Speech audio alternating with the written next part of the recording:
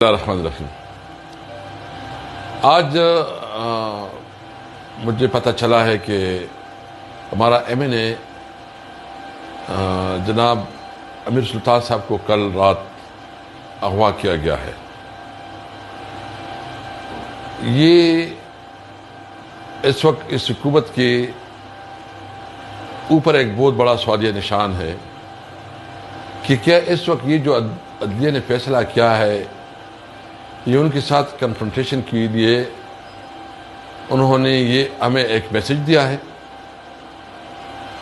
کیا یہ ملک اس طرح چلے گا کہ جو گورنمنٹ یا ادارے جو جس کے پاس اختیار ہے وہ زور اور زبردستی سے لوگوں کو اس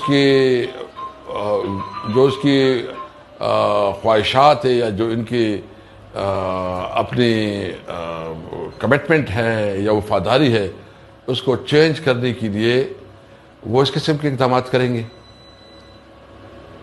ہم تو سمجھ نہیں رہے کہ ملک کس طرف جا رہا ہے۔ ملک میں تو بالکل بنانا ریپبلک بن گیا ہے، جنگل کا قانون ہے، عدلیہ کی کوئی عزت و تکریم نہیں رہی، فیصلوں کے خلاف کلم کلا جو ہے نا بغاوت ہو رہی ہے۔ یہ صرف یہ نہیں ہے کہ اگر اس طرح آپ لوگ کرو گے اور آپ سمجھتے ہیں کہ آپ حکومت کر سکو گے، کیا اس زور اور زبردستی سے آپ حکومت چلا سکو گے؟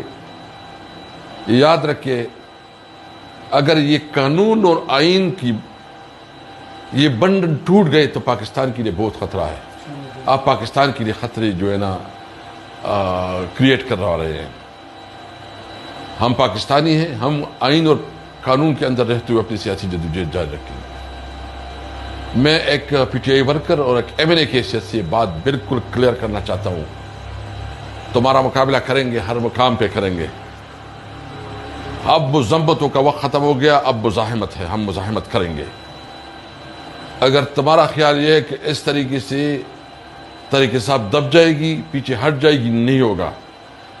سب سے پہلے ہمارا مطالبہ یہ ہے کہ جو پی ٹی آئی کی آزاد ایم این ایز ہیں ان کو آپ آزاد چھوڑیں کہ وہ اپنے من پسند جو اس کی خواہش ہے اور جو اس کی لوگوں نے جس کو ووٹ دیا اس کی خواہش کے مطابق اپنا فیصلہ کریں۔ یہ ان کا قانونی حق ہے، ان کا آئینی حق ہے۔ اگر آپ اس طرح زور زبردستی کرواتے ہیں تو یہ زور نہیں چلے گا۔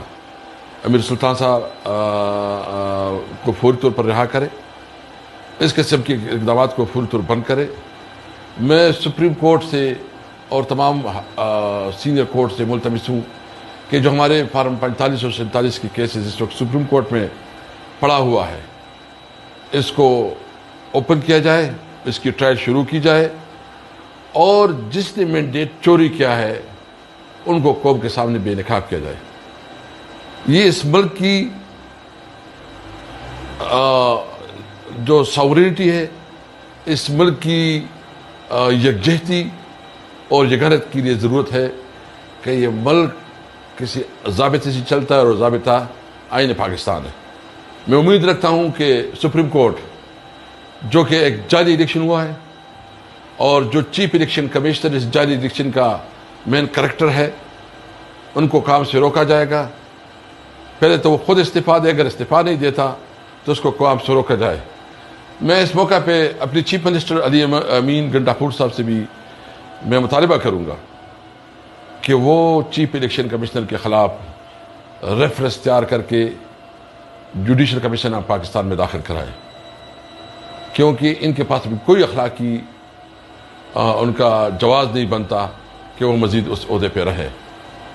چیف جسٹس صاحب قوم آپ سے انصاف کا طلبگار ہے، ہمارے اغوا ہونے والے ایم این ایز کو آپ پروٹیکشن دے اور جو الیکشن میں جس نے فراڈ کیا ہے ان کے خلاف جو ہے نا قانون کے مطابق ایکشن لے۔